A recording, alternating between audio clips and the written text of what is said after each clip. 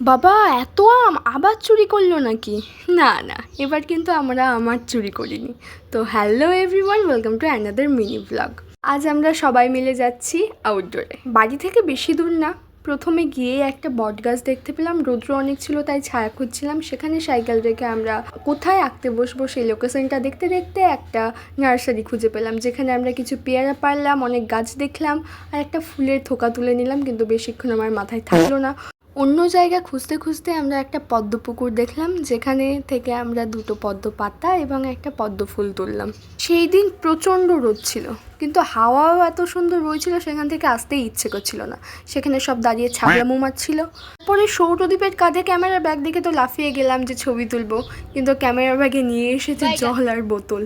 তারপরে রাস্তায় যেতে যেতে একটা আমের বাগান দেখলাম, সেখানে অনেক আম পড়েছিল। কেউ নিজেকে সামলাতে না পেরে আবার চলে গেছি কুড়োতে।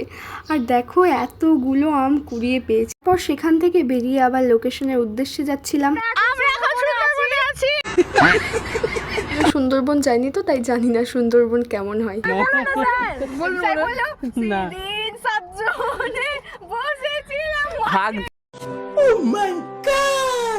স্যার সব আমটিকে কাটলো আর মৌমিতা বাড়ি থেকে লঙ্কা লবণ নিয়ে গেছিলো আর ডিস্ট্রিবিউট করে দিল। আউটডোরে গেলেও আমরা আম খেয়ে বাড়ি এসেছি।